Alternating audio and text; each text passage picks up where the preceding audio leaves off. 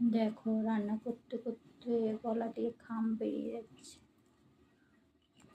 এখনো রান্না কমপ্লিট হয়নি, আমি এখানে চেয়ার নিয়ে বসে আছি। তো তরকারিটা বসে আছে, হয়ে গেলে নামাইয়ে তারপরে একটু ফ্যানের তলায় গিয়ে বসবো।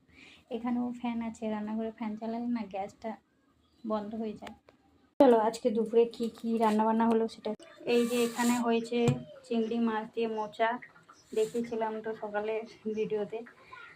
আর এখানে হয়েছে এই বছরের প্রথম চালতার চিংড়ি।